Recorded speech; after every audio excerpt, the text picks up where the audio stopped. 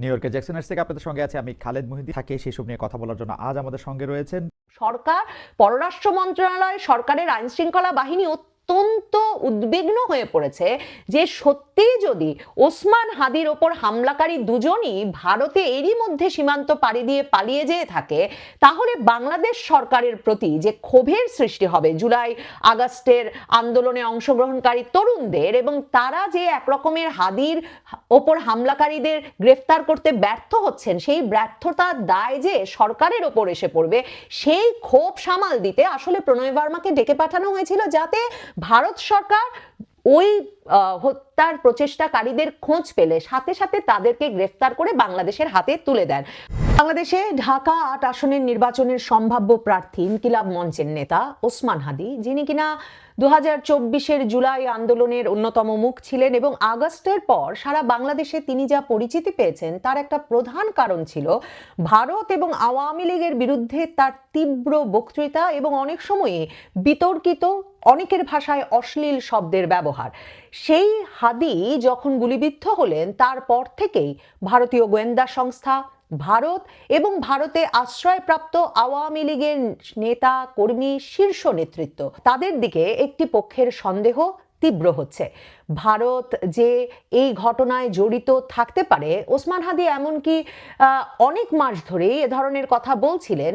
September মাসেও তিনি বরিশালে এক তরুণদের সমাবেশে গিয়ে বলে এসেছিলেন যে ভারতীয় আধিপত্যের বিরুদ্ধে যারা কথা বলে তারা টার্গেট কিলিংয়ের শিকার হতে পারেন।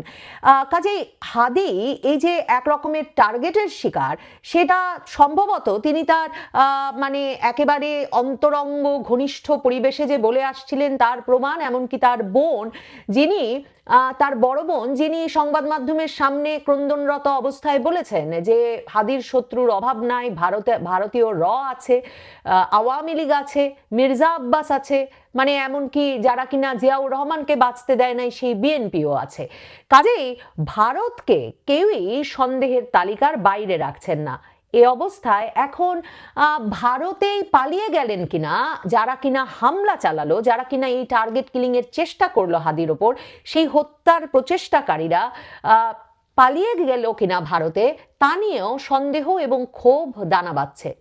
বিশেষভাবে যখন শনিবার দিন যুক্তরাজ্য প্রবাসী আল জাজিরার সাংবাদিক জুলকারনাইন সায়ের তিনি পোস্ট দিয়ে বলেছেন যে ভারতে সম্ভবত এরই মধ্যে পালিয়ে গেছেন হাদির ওপর হামলায় সন্দেহকারী অভিযুক্ত সাবেক ছাত্রলীগ নেতা ফয়সাল করিম মাসুদ ওরফে দাদু দাউদ খান এবং তার সহযোগী মোটরসাইকেল চালক আলমগীর হোসেন। জুলকারনাইন সায়ের বলেছেন যে 12ই ডিসেম্বর সন্ধ্যায় সীমান্ত পাড়ি দিয়ে ভারতে প্রবেশ করেছে এই দুজন, মানে মোটরসাইকেল চালকও প্রবেশ করেছেন এবং যিনি গুলি চালিয়েছেন বলে শনাক্ত করা হয়েছে তিনিও পালিয়ে গেছেন। এবং জুলকারনাইন সায়ের স্পষ্ট করে লিখছেন, খুবই কনফিডেন্সের সঙ্গে, আত্মবিশ্বাসের সঙ্গে লিখছেন তাদের বর্তমান অবস্থা আসামের গুয়াহাটি শহরে। এবং তিনি আরো জানান ভারতে তাদের সহায়তা করছেন আওয়ামী লীগ নেতা জাহাঙ্গীর কবির নানকের ব্যক্তিগত সহকারী পিএস মোহাম্মদ মাসুদুর রহমান বিপ্লবের তত্ত্বাবধানে এই হত্যাকারীরা ভারতে অবস্থান করছেন। এবং শুধু তাই নয়, তিনি বলছেন অত্যন্ত পরিকল্পিতভাবে এই আক্রমণ করা হয়েছে এবং আরো কয়েকটি হিট টিমের একই রকম ঘটনার পুনরাবৃত্তি ঘটানোর চেষ্টা রয়েছে। সরকার হাদির ঘটনা ঘটা মাত্র ঘোষণা দিয়েছিল যে তারা সীমান্তরক্ষী বাহিনী মানে আমাদের বিজিবিকে অ্যালার্ট করেছে, সর্বোচ্চ সতর্কাবস্থায় রেখেছে এবং সর্বোচ্চ সতর্কাবস্থায় রেখেছে যাতে সীমান্ত পাড়ি দিতে না পারে হাদির ওপরের হামলাকারীরা। কারণ বাংলাদেশ থেকে যে কোনো অপরাধ ঘটলে সবার আগে যে ঘটনাটা ঘটে, মানে এটা চুরি, ডাকাতি, খুন, রাহাজানি, যে ঘটনাই ঘটুক না কেন, যেই পর্যায়ের অপরাধীরাই ঘটনাটা ঘটাক না কেন, সাথে সাথে তারা সীমান্ত পাড়ি দেওয়ার চেষ্টা করেন। কাজে সরকার কিন্তু ঘোষণা দিয়েছিল বিজেপিকে, সীমান্তরক্ষী বাহিনীকে তারা সর্বোচ্চ সতর্কাবস্থায় রেখেছে। অথচ এখন আল জাজিরার সাংবাদিক জুলকারনাইন সায়ের ঘোষণা দিয়ে বলছেন এই দুইজনই, মানে যিনি মোটরসাইকেল চালাচ্ছিলেন আর যিনি মোটরসাইকেল থেকে গুলি করলেন, এই দুজনই এরই মধ্যে পালিয়ে গিয়ে আসামের গুয়াহাটিতে পৌঁছে গেছেন। ডিএমপি, ঢাকা মেট্রোপলিটন পুলিশ একদিকে বলছেন তাদের কাছে হাদির ওপর হামলাকারীর সীমান্ত পাড়ি দেওয়ার কোনো তথ্য নেই, অন্যদিকে আজকে পররাষ্ট্র মন্ত্রণালয়ে একটা উদ্যোগ নিয়ে ভারতের হাই কমিশনার প্রণয় বার্মাকে ডেকে পাঠিয়েছিলেন পররাষ্ট্র মন্ত্রণালয়ে এবং এই তলব করেছিলেন যে ভারতীয় হাই কমিশনারকে পররাষ্ট্র মন্ত্রণালয় তলব করে তারা সরাসরি বলেছেন যে যাতে ইনকিলাব মঞ্চের আহ্বায়ক শরীফ ওসমান হাদির ওপর হামলাকারীরা ভারতে ঢুকে পড়লে তাদের গ্রেফতার করে ভারত ফেরত পাঠায়, সেই আহ্বান সেই অনুরোধ তাদেরকে জানানো হয়েছে। প্রণয় বার্মাকে তলব করে পররাষ্ট্র মন্ত্রণালয়ের বিবৃতিতে বলা হচ্ছে যে তারা আবারও এটাও বলেছেন যে দিল্লিতে আশ্রয় নেওয়া ক্ষমতাচ্যুত প্রধানমন্ত্রী শেখ হাসিনার অব্যাহত উস্কানিমূলক বক্তব্যে অন্তর্বর্তী সরকার উদ্বিগ্ন। এই নিয়ে অন্তর্বর্তী সরকারের আমলে কিন্তু গত 15 মাসে বিভিন্ন ঘটনায় অন্তত 5 বার এই ভারতের রাষ্ট্রদূতকে তলব করা হয়েছে। কিন্তু এই যে শেখ হাসিনা উস্কানিমূলক কথা বলছেন কিংবা ভারতে বসে আওয়ামী লীগ নেতৃবৃন্দ উস্কানিমূলক কথা বলছেন, সে কারণে বাংলাদেশের আইন শৃঙ্খলা পরিস্থিতি অস্থিতিশীল হয়ে উঠছে, এই অভিযোগ কিন্তু এপ্রিল মাসে সর্বোচ্চ পর্যায়ে ডক্টর মোহাম্মদ ইউনূস জানিয়েছিলেন প্রধানমন্ত্রী মোদীকে যখন বিমস্টেক সম্মেলনের সাইড লাইনে থাইল্যান্ডের ব্যাংককে তাদের দেখা হয়েছিল। কিন্তু ডক্টর ইউনূসের তরফেই আমরা জানি প্রধানমন্ত্রী মোদী তাকে সরাসরি জানিয়ে দিয়েছিলেন যে ভারতে শেখ হাসিনা, সাবেক প্রধানমন্ত্রী শেখ হাসিনা একজন অতিথি এবং ভারতে সামাজিক যোগাযোগ মাধ্যম ব্যবহারের অধিকার সকলের আছে, কাজেই সেই ব্যবহারের ওপর কোনো বাধা সৃষ্টি ভারত সরকার করবে না, শেখ হাসিনার ওপরেও করবে না। কাজেই সর্বোচ্চ পর্যায় থেকে যখন এমন বক্তব্য চলে এসেছে বোঝাই যায়, নিশ্চিতভাবেই বলা যায় যে প্রণয় বার্মাকে যতবারই ডেকে পাঠানো হোক না কেন ভারত শেখ হাসিনার কথা বন্ধ করতে কোনো ভূমিকা নেবে না। অন্যদিকে আবারও যে কথাটা বলেছে পররাষ্ট্র মন্ত্রণালয় ভারতের রাষ্ট্রদূত প্রণয় বার্মাকে ডেকে, সেখানে তারা বলেছে যে শেখ হাসিনা তার সমর্থকদের সন্ত্রাসী কর্মকাণ্ডে জড়াতে আহ্বান জানিয়ে নিয়মিত উস্কানিমূলক বক্তব্য দিচ্ছেন, এটা বাংলাদেশের আইন শৃঙ্খলা পরিস্থিতি ও গণতান্ত্রিক প্রক্রিয়ার জন্য গুরুতর হুমকি হিসেবে তারা বিবেচনা করেন। পররাষ্ট্র মন্ত্রণালয় এছাড়াও বলেছেন যে শেখ হাসিনা এবং আসাদুজ্জামান খান কামালকে বাংলাদেশের বিচারিক কর্তৃপক্ষ যেহেতু মৃত্যুদণ্ড দিয়েছে, ভারত যাতে দ্রুত তাদেরকে দণ্ড ভোগের জন্য প্রত্যর্পণ করেন। এখন সেটাও প্রণয় বার্মার কোনো নতুন উদ্যোগ নেওয়ার নাই, কারণ মৃত্যুদণ্ডের রায় ঘোষিত হবার পরেও 17 নভেম্বর রায়টা ঘোষিত হওয়ার পরেও এই সম্প্রতি সপ্তাহ দুয়েক আগে ভারতের পররাষ্ট্রমন্ত্রী এস জয়শঙ্কর তিনি ভারতের এক সাক্ষাৎকারে সংবাদ মাধ্যমে বহুল প্রকাশিত এনডিটিভির এক সিইও এডিটরের সঙ্গে এক সাক্ষাৎকারে তিনি স্পষ্টভাবে বলেছেন যে শেখ হাসিনা যেদিন সিদ্ধান্ত নেবেন তিনি সেদিন ভারত ছেড়ে বাংলাদেশে যাবেন, মানে শেখ হাসিনাকে এর সিদ্ধান্ত নিতে হবে।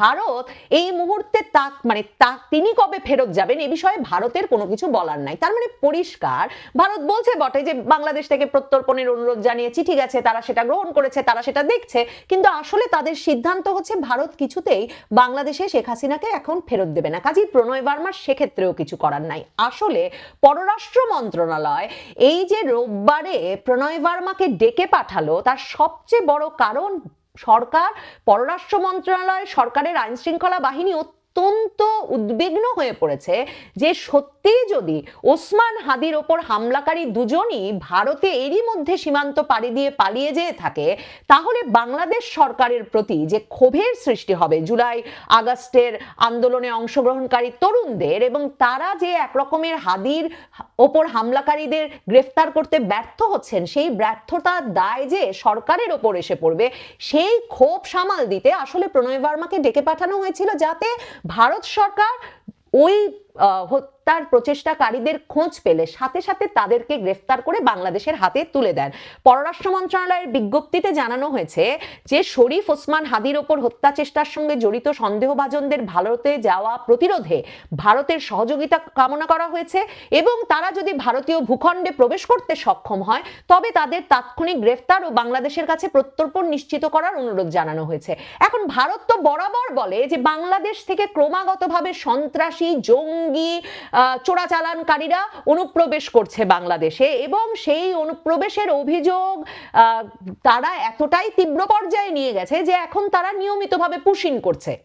এবং অনেক ক্ষেত্রে এমনকি ভারতীয় নাগরিকদের তারা পুশিং করে দিচ্ছে বাংলাদেশি বলে, কারণ ভারতের বরাবরের অভিযোগ যে বাংলাদেশ সীমান্ত অরক্ষিত রেখেছে, এই জন্য চোরাচালানকারীরা থেকে শীর্ষ সন্ত্রাসী জঙ্গিরা বাংলাদেশের সীমান্ত পেরিয়ে ভারতে ঢুকে পড়ে।